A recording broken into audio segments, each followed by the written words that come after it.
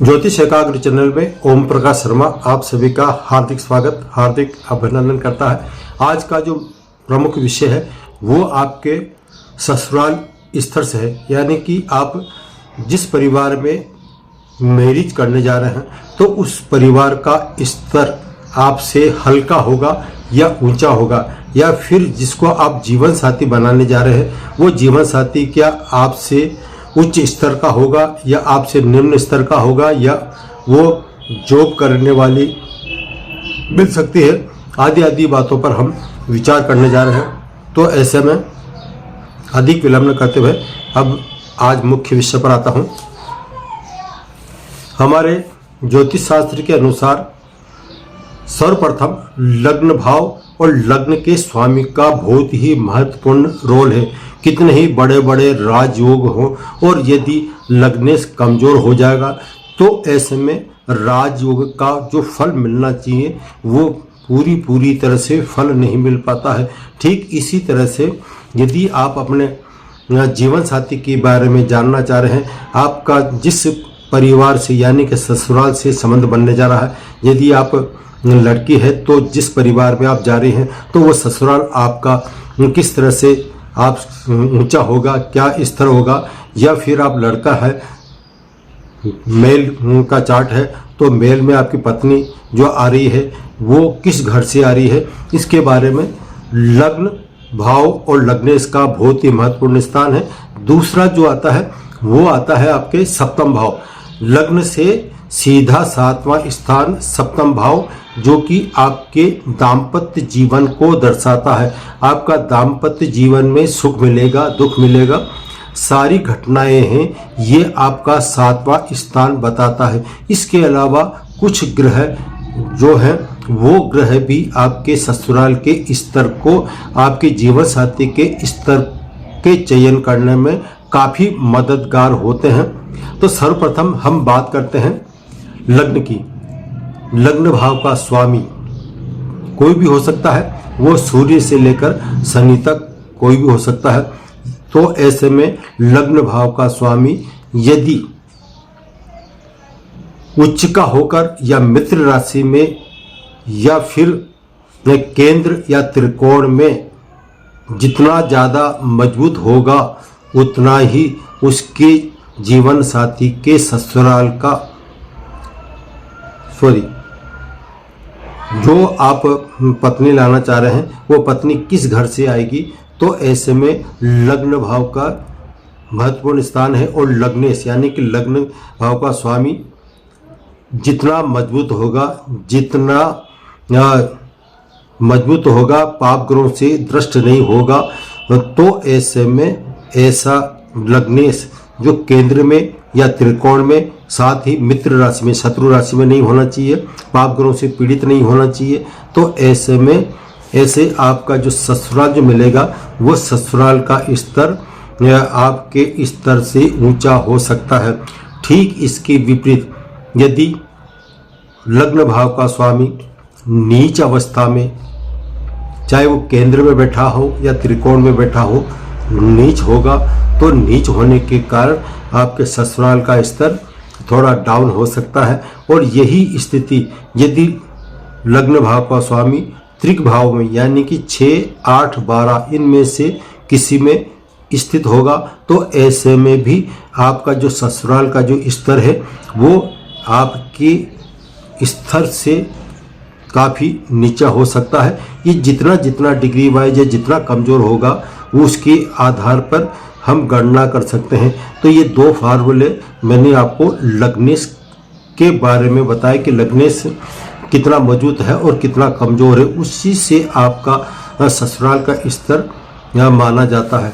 अब मैंने आपको बताया था कि लग्नेश लग्न भाव का प्रमुख रोल होता है। उसके बाद में आता है सप्तम भाव। सप्तम भाव का स्वामी, सप्तम भाव का स्वामी जितना मजबूत अवस्था में होगा उतना ही आपके ससुराल का स्तर काफ़ी ऊंचा माना जाएगा। यदि सप्तम भाव का स्वामी इसी तरह से नीच हो जाए या फिर त्रिक भाव में 3, 8, 12 में चला जाए, पाप ग्रहों से दृष्ट हो जाए, तो ऐसे में भी आप बड़ी आसानी से जान सकते हैं कि आपके ससुराल का स्तर आपके स्तर से काफ़ी नीचे मिलेगा। वो बात अलग है कि काल परिस्थिति के अनुसार जब उनकी संतान होती है, भविष्य में हो सकता है उनका स्तर ऊंचा हो जाए उनकी संतान के कारण। लेकिन फिलहाल जब आप अभी वर्तमान की बात करते हैं तो वर्तमान में आपके ससुराल का स्तर कितना ऊंचा होगा और कितना नीचा होगा, ये इस बात पर निर्भर करता है। यदि सप्तम भाव का स्वामी लग्न भाव के स्वामी से मजबूत होगा, जैसे लग्न भाव का स्वामी तो मजबूत है, लेकिन सप्तम भाव का स्वामी जितना ज़्यादा मजबूत होकर शुभ स्थान होते हैं, ये आपके जन्म पत्रिका के केंद्र भाव 1, 4, 7, 10 या त्रिकोण जो होता है वो 5वां और 9th हाउस कहलाता है। तो ये लग्न भाव के स्वामी से सप्तम भाव का स्वामी जितना ज़्यादा मजबूत अवस्था में होगा, शुभ ग्रहों से दृष्ट होगा, मित्र राशि में स्थित होगा, जितना राजयोग देगा वो उतना ही आपके ससुराल का स्तर काफ़ी ऊंचा माना जा सकता है। ठीक इसके विपरीत यदि ये सप्तम भाव का स्वामी लग्न भाव के स्वामी से कमजोर हो, त्रिक स्थानों में है, पाप ग्रहों से दृष्ट हो या दुश्मन के स्थान पर बैठा हो, तो ऐसे में आपके ससुराल का स्तर नीचे हो सकता है। तो ये तो लग्न और सप्तमेश से हमने गणना की, तो ये बड़ी आसानी होती है। अब यदि आता है यदि सप्तम भाव का स्वामी कमजोर हो, नीच राशि हो, पाप ग्रहों से दृष्ट हो, तो मैंने आपको बताया कि आपके ससुराल का पक्ष काफ़ी निचले स्तर पर हो सकता है। अब दूसरा जो है पॉइंट है वो है सूर्य, चंद्रमा और शनि। ये 3 ग्रह ऐसे हैं, इनमें से ये जो ग्रह जितने कमजोर अवस्था में होंगे उतना ही इस तरह आपका डाउन हो सकता है। और सूर्य, चंद्र और शनि ये जितनी मजबूत अवस्था में होंगे, कुंडली में कारक ग्रह होंगे, और जितनी ज़्यादा प्रधानता देगा, मजबूत अवस्था में होगा, उतना ही आपके ससुराल पक्ष का स्तर काफ़ी ऊंचा हो सकता है। ये तो हुई आपके ससुराल स्तर की बात। अब यदि सप्तमेश का संबंध, सप्तम भाव के स्वामी का संबंध किसी भी तरह से 10वें भाव के स्वामी के साथ या तो युति बना ले या दृष्टि संबंध बना ले या फिर राशि परिवर्तन बना ले, तो ऐसे में आपका जो जीवन साथी होगा, आप तो जॉब करेंगे ही, वो भी जॉब करने वाली शक्ति है। यह आप काफ़ी धन लेकर आपके भाग्य में सहायक हो सकती है। जहाँ तक देखा जाता है, बहुत सी बार देखते हैं कि पति पत्नी जॉब में होते हैं, तो पति पत्नी जॉब के लिए ये सप्तम भाव और 10वें भाव के स्वामी का इस तरह से संबंध होना अति आवश्यक है।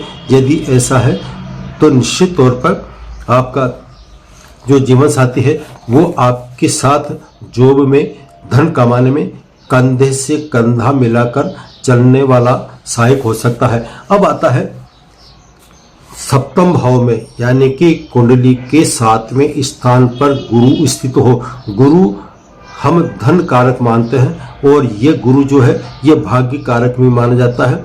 और ये गुरु के साथ में यदि राहु स्थित होगा, और गुरु और राहु जब 7वें स्थान पे बैठे हैं और मित्र राशि में या स्वग्रही होकर बैठा हो, तो ऐसे में ऐसे जातक या जातिका का ससुराल हर दृष्टि से संपन्न कहा जाता है। ऐसा जातक या जातिका का ससुराल जो मिलेगा काफ़ी उच्च स्तर पर तो होता है, लेकिन उसके साथ ही उसके समाज में ऊंचा स्तर होता है। हर दृष्टि से देखा जाए तो धनाढ़ होगा, सुख समृद्धि वाला होगा।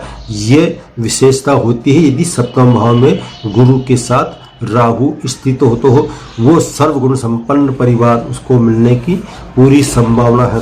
तो ससुराल का स्तर कैसे होगा ये बता रहा हूँ। इसी क्रम में आगे बताता हूँ कि यदि 10वें भाव का स्वामी 7वें भाव के स्वामी के साथ कुंडली के 7वें स्थान पर स्थित हो, तो ऐसे में ऐसे जातक की पत्नी भी जॉब वाली, सर्विस वाली मिल सकती है।